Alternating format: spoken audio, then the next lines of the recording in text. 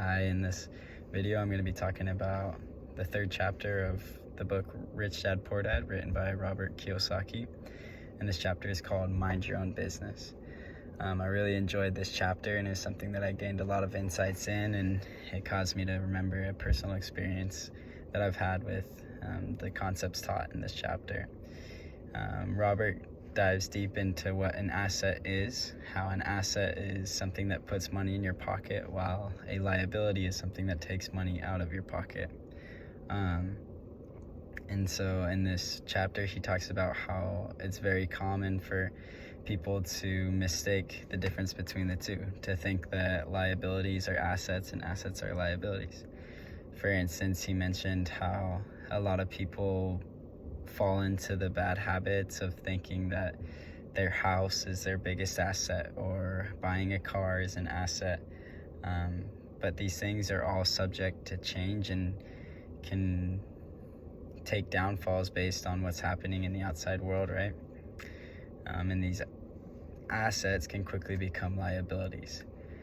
For instance, a personal experience that I had with this was, I remember my parents about probably 15 years ago put a lot of money down to buy a house. And this house was $1.2 million, and it was in a great area, and in their minds it was a great asset that they were going to have, that they were going to be able to make a lot of money off of it in the future. And so that's why it was worth it to them to be able to pay for this house.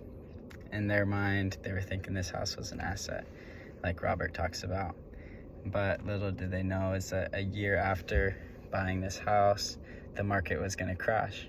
And so now this house became a big liability for them, and they weren't able to pay off the mortgage, which became a big negative impact on their lives, simply because they mistake the difference between an asset and a liability. They put their own hard-worked money from their blood, sweat, and tears into paying for a liability, which ended up hurting them in the future financially.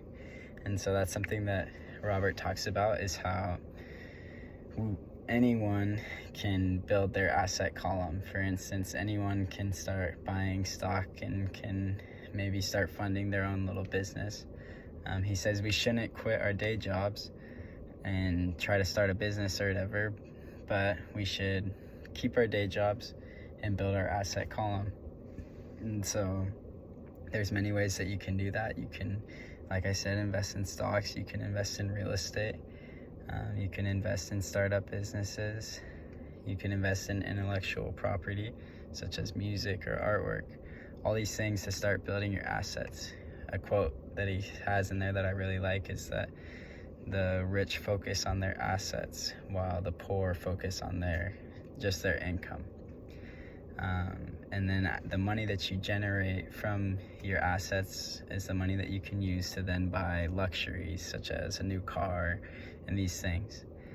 A critique I would have is that in there he talks about building your assets, like buying real estate and stocks, but end of the day, one thing that I would say is that not everybody has the money to just start investing in startup businesses and things like that. And so that's one critique that I would have.